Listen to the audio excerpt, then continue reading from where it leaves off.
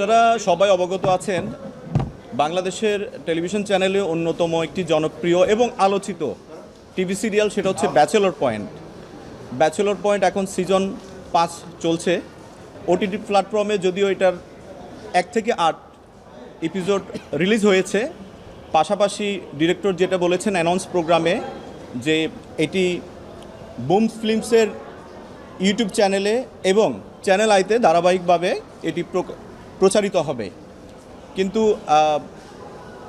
আমার যেটি নজরে এসেছে, নাগরিক হিসেবে যেটা আমাকে খুবই হতাশ করেছে এবং আহত করেছে, সেটি হচ্ছে বুম ফিল্মসের ফেসবুক পেজে এই নাটকের কিছু খণ্ডিত অংশ ট্রেলার আকারে এসেছে এবং সেখানে আমি দেখেছি অসংখ্য আপত্তিজনক অশালীন ডায়লগ সেখানে এই নাটকে আছে, যেটি আমাদের বাংলাদেশের যে দুটি আইন, জাতীয় অনলাইন গণমাধ্যম নীতিমালা এবং জাতীয় সম্প্রচার নীতিমালার বহির্ভূত, যেটি আমাদের তরুণদের যে নীতি নৈতিকতা বা তাদের স্বাভাবিক আচার আচরণ, যেটি আমরা বহু বছর ধরে আমাদের যে সংস্কৃতি, পারিবারিক শিক্ষা, সামাজিক মূল্যবোধ, সেটিকে ব্যাপকভাবে বাধাগ্রস্ত করছে বলে আমি মনে করছি। এজন্য আমি একজন সুপ্রিম কোর্টের আইনজীবী হিসেবে আমি মনে করছি এগুলো আসলে বন্ধ হওয়া উচিত। এবং যেহেতু বাংলাদেশের নাটক শিল্প খুবই প্রসিদ্ধ, পরিবারের সবাই মিলে দেখার মতো বিনোদনের একটি মাধ্যম বলা যায়। পরিবারের সবাইকে নিয়ে আমরা দেখি। আমরা এর আগে আমাদের প্রথিতযশা যে নাট্যকাররা আছেন, হুমায়ুন আহমেদ, আবদুল্লাহ আল মামুন থেকে শুরু করেন, তাদের নাটকগুলো আমরা পরিবার নিয়ে দেখতে পারতাম। কিন্তু আমাদের এই নাটকগুলো আমরা দেখতে পারি না, কারণ অশালীন ডায়লগ নিয়ে আঞ্চলিক যে ভাষাগুলো, সেটি কিন্তু আমাদের ভাষার অলংকার, কিন্তু আঞ্চলিকতার মধ্যেও কিছু গালি আছে, সেগুলোকে তুলে আনার তো কোনো মানে হয় না। সেগুলো অভিনেতারা, আমি বিশেষ করে যেটি বলবো যে মারজুক রাসেলের মুখ দিয়ে নোয়াখালীর কিছু শব্দ উচ্চারিত হয়, যেগুলো খুবই আপত্তিকর এবং এগুলো গালি, এতে কোনো বিফও ইউজ করা হয় না, সরাসরি এগুলো প্রচারিত হচ্ছে, যেটি আমি মনে করি এটা কোমলমতি শিশুদের, যেহেতু এখন ইউটিউব, ফেসবুকে সবাই ঢুকে, সবাই সেখানে প্রবেশ করে এবং কন্টেন্টগুলো দেখে। আরেকটি কথা, বিশেষ করে 14ই জুন 2025 কাজল আরিফিন অমি একটি সাক্ষাৎকার দিয়েছিলেন, বাংলাদেশের একটি জনপ্রিয় জাতীয় দৈনিকে একটি সাক্ষাৎকার দিয়েছেন। সেখানে তিনি বলেছেন, ব্যাচেলর পয়েন্ট আমি আগে বানাতাম বিশ্ববিদ্যালয়ের ছাত্রছাত্রীদের জন্য, কিন্তু বর্তমানে ব্যাচেলর পয়েন্ট আমি বানাই সবার জন্য, বাচ্চা থেকে মুরব্বি সবাই ব্যাচেলর পয়েন্ট দেখেন। আমি কোট আনকোট আমি ওনার সাক্ষাৎকারে এই কথাটা বলছি।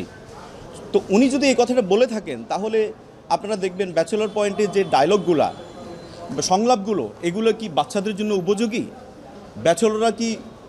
ব্যাচেলর তো আমরাও ছিলাম, আমরাও মেসেজ ছিলাম, আমরা কি এই শব্দগুলো ইউজ করতাম?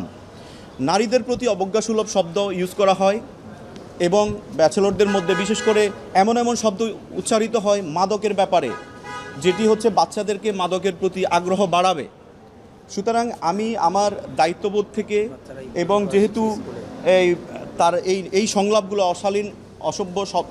অশালীন শব্দগুলোর কারণে এই জাতীয় অনলাইন গণমাধ্যম নীতিমালা 2017 এবং জাতীয় অনলাইন গণমাধ্যম নীতিমালা 2014 3, 4 ও 6 নং অনুচ্ছেদ সরাসরি এখানে চলে আসে, এটাকে লঙ্ঘন করা হচ্ছে। অর্থাৎ বিনোদন হতে হবে সুস্থ ধারার, আমাদের যে সামাজিক মূল্যবোধ সেগুলোকে। আমি এই আইনি নোটিশের মাধ্যমে আমি ওনাদেরকে যেটা বলতে চাচ্ছি, সেটি হচ্ছে কাজল আরিফিন অমি এবং আমি আরও অভিনেতা মারজুক রাসেল, সাইদুর রহমান পাবেল, জিয়াউল হক পলাশ, শিমুল শর্মা, আমি ওনাদেরও লিগ্যাল নোটিশ দিয়েছি। আমি তাদের কাছে যেটা বলতে চাচ্ছি, কাজল আরিফিন অমি বলেছেন যে এই নাটকটি সিজন 5 আরও 120 পর্ব পর্যন্ত প্রচারিত হবে। 120 পর্ব, মাত্র 108 পর্ব, 1 থেকে 8 পর্ব প্রচারিত হয়েছে। আমি এই আইনি নোটিশের মাধ্যমে আমি ওনাকে সময় দিয়েছি,